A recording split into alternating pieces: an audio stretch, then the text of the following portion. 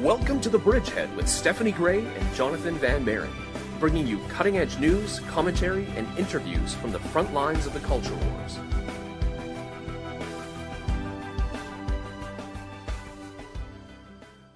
Hello everyone, and welcome back to the Bridgehead on AM 530 at 1:30 p.m. My name is Jonathon Van Maren, and I'm the Communications Director for the Canadian Centre for Bioethical Reform. And as most of our listeners will know, you can find many of our past interviews posted online at unmaskingchoice.ca. The Bridgehead is also on iTunes, and we post these interviews after they're aired to YouTube, so you can find them there as well. Now, over the last several weeks, we've been doing a series on human rights from a variety of different perspectives and taking a look at how our culture has treated human rights and how human rights has slowly but surely become degraded with the acceptance of abortion and other things like that. But the interview that I have for you today is on a very different topic. It's sort of an aberration from some of the past interviews we've been doing. And that's because I've noticed that a very current topic here in North America right now is the decriminalization of drugs, very specifically here in Canada, the decriminalization of marijuana, which the Liberal Party of Canada has announced will be part of their platform from here on out at their latest convention. And as I've looked around and I've seen social media and the news sites sort of light up with news of this state or that state decriminalizing marijuana and people making the case for decriminalizing marijuana, I didn't see any really coherent or intellectual voices coming out in opposition to the decriminalization of marijuana. It's considered almost a passé view, but that view has been presented more or less without any evidence. So because I wanted to hear somebody speak intelligently and intellectually on the other side of the issue, on advocating for sticking to the status quo of keeping marijuana decriminalized, I decided to contact a man many of my listeners are familiar with, the author and commentator hailing from Great Britain, Peter Hitchens. I've had him on the show once before to discuss, generic cultural breakdown and abortion and the slow decline of Western civilization. But one of his most recent books is called The War We Never Fought, in which he posits the so-called war on drugs never took place in the United Kingdom specifically, but that would also apply to a certain degree here in North America. And Peter Hitchens makes the case, essentially, that the decriminalization of marijuana has a very negative effect, both on people personally and for society at large. So I reached Peter Hitchens in the United Kingdom for this conversation, and I hope that you enjoy it and are as enlightened by it as I was. All right, first, if you could just introduce our listeners to your work. You recently, or some time back now, wrote a book called The War We Never Fought. What's the general thesis of that book, and why did you write it?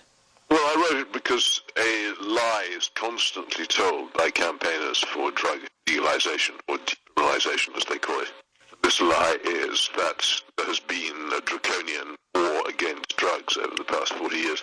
It simply isn't true. And the book is concerned with what happened in the United Kingdom rather than in the United States, but I'm sure a parallel work could be written there. There was an awful lot of superficial fuss and fury, but the actual consumption and possession of drugs is not really interdicted by the police or the law at all. Oh, right. There's a lot of discussion, in North America, and I know there was similar discussion in the UK about the war on drugs. And it's, put in all capitals as if it's this very significant societal factor. It's not discussion, it's propaganda. The shocking thing is that people who ought to know better so seldom have ever challenged the phrase when it's produced. It simply is not true. No such thing is going on. If people want to possess and use particularly marijuana, nothing will happen to them at the hands of the law most of the time. Right. The result of that, it's very, very widely used. Yes, certainly here in Canada as well, and you've been engaging in debate with people on this topic, and there's been a lot of sort of sound and fury surrounding your analysis of drugs. Nothing annoys people more than the truth. And you debated most recently, I believe, with Matthew Perry on this issue. What if you call it a debate?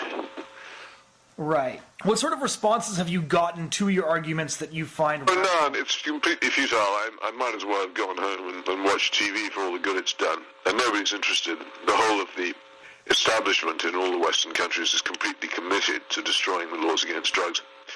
And this fiction that there is a savage prohibition is very helpful to them in dismantling what remains of the laws that we have.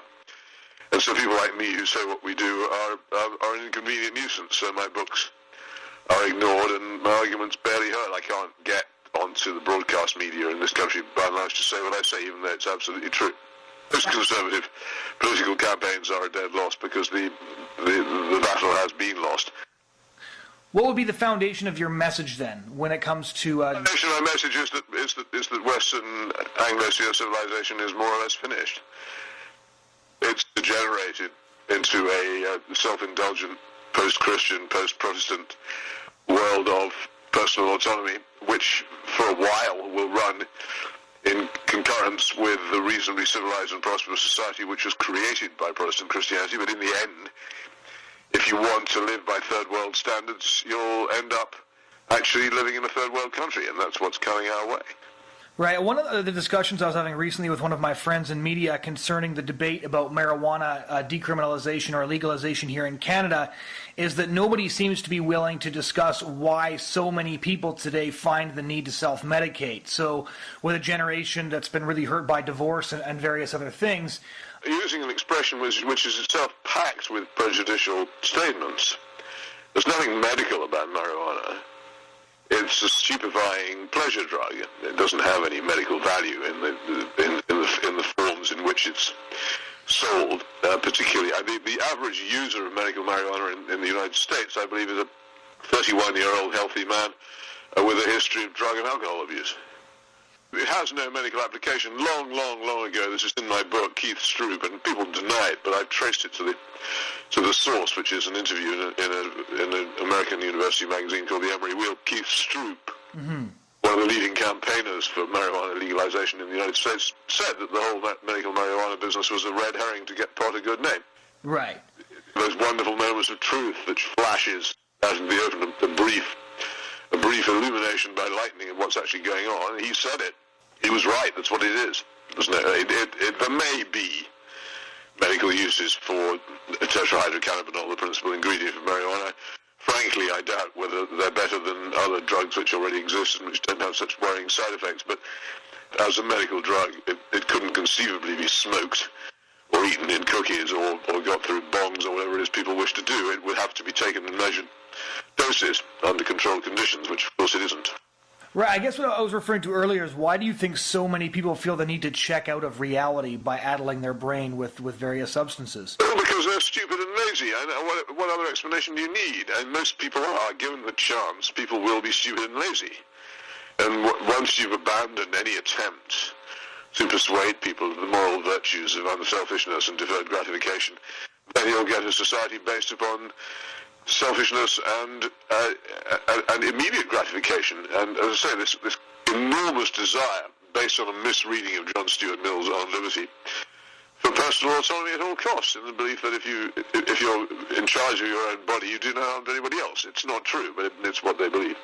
Right. There seems to be, however, very few people willing to speak out against decriminalization. In Ohio recently, there was the newspaper ran a column for decriminalization and left the criminalization section blank because nobody was willing to... I heard about that. They could have got in touch with me. My view is they didn't try. Would you say you're one of the few people still arguing for criminalization, or are there other voices? But I do exist. It would be possible if you Googled the campaigners against marijuana decriminalization, I'm sure it would come up. And I speak English and I can write in it. They could have got me if they wanted to. It's feeble, isn't it? Yeah, no, I would certainly agree with that. It's just that as I've been going through this with some of my friends, and I'm quite a conservative person, and I agree with keeping these drugs illegal, it's been very difficult to find anybody who's willing to make that case, and make that case strongly and coherently. Yeah, well, one of the reasons is conservative parties in the Anglosphere have become so corrupted. They're not conservative anymore at all. They're parties which are engaged in two things generally. One, the introduction of frantic economic liberalism at home, and secondly, the pursuit of liberal interventionism abroad. They are liberal parties masquerading as conservative parties. This was the tragedy of the Thatcher-Reagan era, two liberals mistaken for conservatives by people who ought to know better. Social liberals, it's extraordinary people. They never did anything to promote social conservatism at all. Money and foreign wars, and people mistook that for conservatism, and they still do. Conservatism is intellectually dead in the Anglosphere. Really no one is thinking about the idea that it actually might be better to preserve good things in the past, to preserve the particular, to preserve the nation state against globalism and all those things which one would have thought would be conservative, because there is no defender for these principles. And I guess that leads me to the question most people are asking, and big C conservatives, and especially the rising libertarian movement here in North America, when it comes to drug legalization, and increasingly a lot of small conservatives are asking the same question, is what they want to know is, why should I care about marijuana? Well, you should care individually because it's very bad for you. And in being bad for you, it's also bad for the people you love. Mm-hmm. We're at the stage now with marijuana where we were with tobacco about 50 years ago. There was an awful lot of so-called anecdotal correlation between marijuana use and mental illness. Right. But nobody in any position of authority has done the immense amount of careful research that would be needed to establish for certain that one leads to the other. They'll come if anybody bothers, but for the moment we have to wait. And also there's a very, very powerful marijuana lobby. I'm quite sure there are people who see great opportunities of making profit out of it. I'm equally sure there are a lot of politicians who see huge opportunities of making tax out of it. So the big business and the Conservative parties are already pre-corrupted in its favour for that reason. But it is disastrous for the individual, particularly the individual who starts encountering it when he or she is young, which is when increasingly children do. In Britain, it's the ages 11, 12 and 13 now, which is when it's most catastrophic for the development of the mind. Right.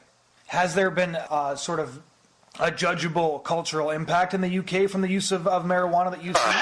Again, people think, don't they, that research is just done, that there are a number of matters which need to be researched, and vast, impartial institutes dole out money for projects to do so.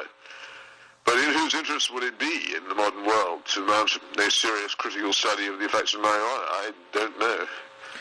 Yeah. Research which is politically inconvenient doesn't get done. Right, but there seems to be a trend with governments, like here in North America, for example, when they need new taxes, it's often they place a higher sin tax on tobacco and alcohol. Marijuana would be at least as dangerous as those drugs, because marijuana cannot be used recreationally without altering your brain. So to that effect, it seems like the government wants to, decriminalize something and then spend an enormous amount of money encouraging people not to use it in the first place. Well, maybe, I don't know I think a lot of people are fooled by the propaganda, the medical marijuana propaganda. The very phrase soft drug, which almost everybody innocently uses, which is itself the most fantastic big lie. And of the three major drugs, heroin, cocaine, and marijuana, I would say it's almost certain that marijuana is the one which is most likely out of the three to leave the user with a lasting, disastrous decline in his health. You could take the others probably for a few years and come out of it with not all that much wrong with you. But marijuana could leave you in the ward for the rest of your life. There's nothing soft about it, and yet it's universally described all the time as a soft drug. And many people in Britain don't even think it's a drug at all. And Sir Robin Murray, one of our great psychiatric professors, often asks patients whether they take drugs, and they say, no, take those. And he says, what about marijuana? And they say, oh yes, all the time. That's not a drug. It's got the most tremendous public relations campaign attached to it, and it's been very successful. In your debates with people or collisions, as it were, on this issue, have you met any argument that you find somewhat reasonable for the decriminalization? None. No. They're all bad. And they're easily demolished too. Even if there were any doubt about the matter, which in my mind there isn't, but then the worst thing you could do would be to get rid of the laws while there was still doubt about whether it was dangerous. Right, so at a minimum keep the laws in place. Establish for certain that it wasn't dangerous before you get rid of these laws, because you'll know this. If you decriminalize a drug, then it stays decriminalized. Reversing a decriminalization, making something illegal which was legal last week, doesn't work. No. Once you've done it, it's gone forever.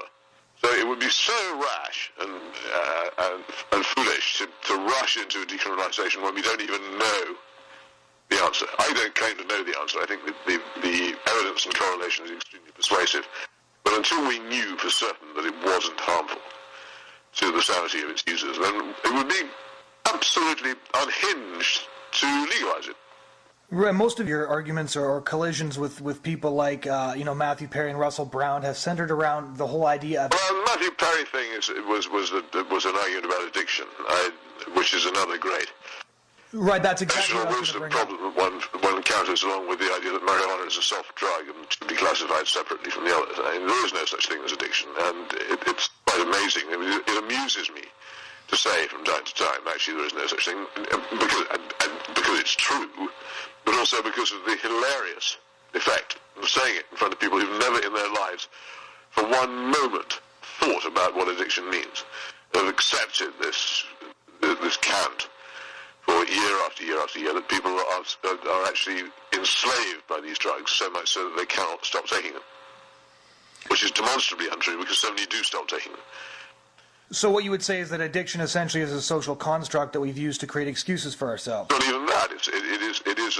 It's a moral fiction designed to excuse people's bad habits and their failure to cure themselves of them.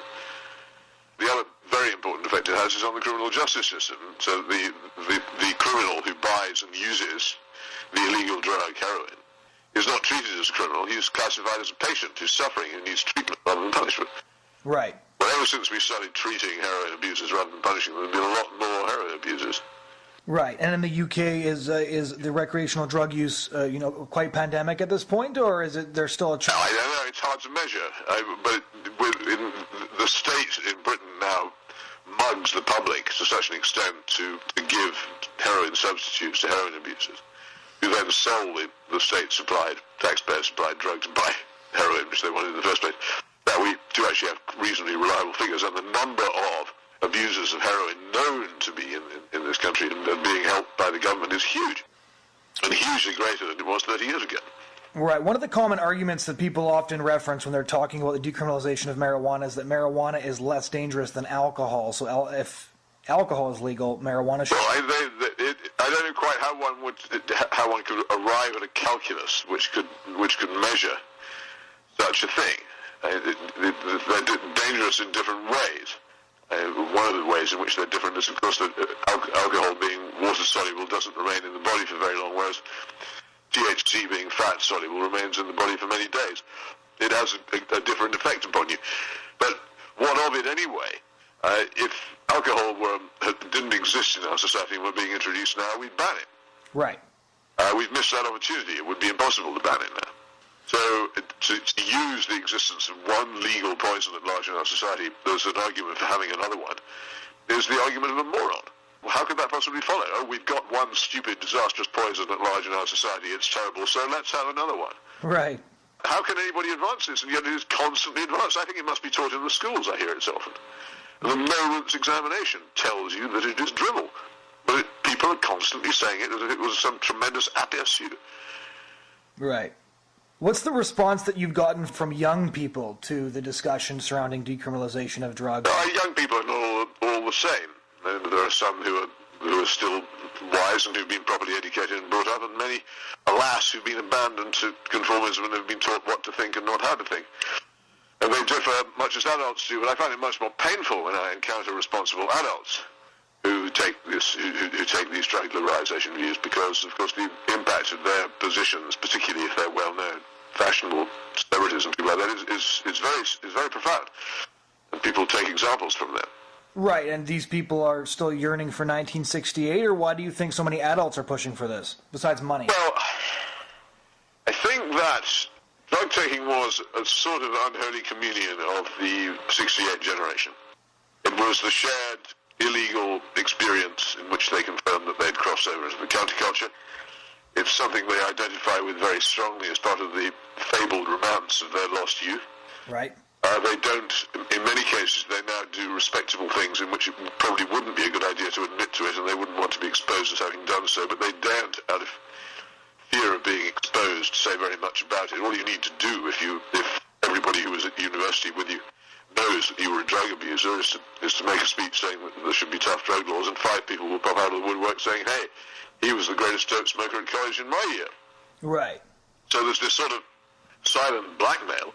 There's also the fact that most of them don't want to. Most of them still approve of it, and they allow their children to do it in many cases as well, and they keep drugs in their homes.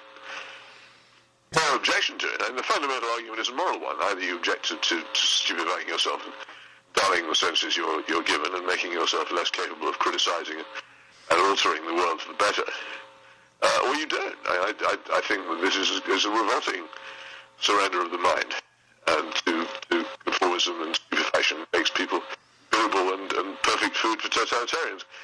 And I can't imagine why any person who values freedom would be in favor of it. But to me, it's a profound and obvious moral question. But to these people, they seem to feel that there is some sort of moral force behind the idea that you should be sovereign over your own body. Right. But your final analysis on this question, based on the reception of your book and your arguments, is not a very optimistic one, I take it. Oh, no, not so. Optimism is always a foolish position to take anyway. But I gave up some years ago trying to imagine anything I would say would have any difference, make any difference in British society. There is no longer any constituency for conservative resistance to the cultural and moral revolution. It doesn't. My only purpose in existing is to tell the truth for its own sake. Right. Because telling the truth for its own sake is a good thing in itself. Right. It's a bit like pure science. It has no practical purpose. Right. Beyond being true, of course. Ladies and gentlemen, that was the British author and commentator, author of books such as The Rage Against God, How Atheism Led Me to Faith, The Broken Compass, and The Abolition of Britain, and as we were just discussing, The War We Never Fought. He also runs a blog on the Mail on Sunday. You can look up his writings there. I really would encourage you to do that, as they're always very fascinating. And I hope you enjoyed this discussion on the decriminalization of marijuana and the impact that could have here in North America. Once again, thanks so much for listening. We hope you tune in again next week. I've got another really exciting interview prepared for you, and we hope you have a great weekend.